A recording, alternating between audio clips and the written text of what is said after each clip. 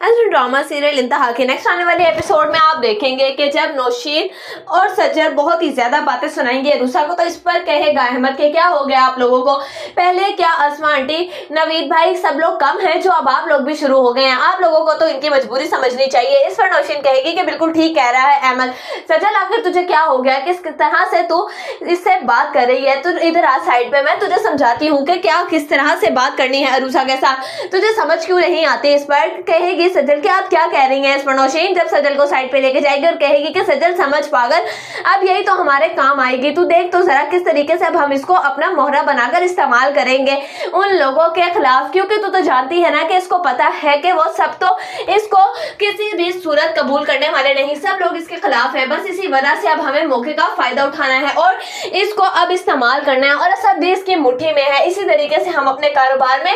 कदम जमा सकते हैं। इस पर सजल कहेगी कि वाह माँ तुम्हारा किस कदर दिमाग चलता है। इस पर कहेगी नौशीन के हाँ देखा ना, बस इसी वजह से तुझे समझा रही हूँ मैं, लेकिन तू है कि तू समझने के ऊपर ही नहीं आ रही, उल्टा उसको बातें सुनाई जा रही है। अब जा जाके उसके साथ कोई तसल्ली के दो बोल बोल और अपने किए की माफी भी मांग उससे, अगर तो तुझे अपना मकसद निकलवाना है। इस पर कहेगी सजल के कह तुम बिल्कुल ठीक रही हो, इतनी देर में वहां पर असद आ जाएगा और वह रूसा से कहेगा कि तुम्हें बिल्कुल परेशान होने की जरूरत नहीं है, हम यहाँ से बहुत जल्द चले जाएंगे। इस पर कहेगी अरूसा के क्या मतलब है, मैं नहीं चाहती कि आप अपनी फैमिली को छोड़े, मैं चाहती हूँ कि हम सब यहाँ पर मिलजुल कर रहे, और अगर तो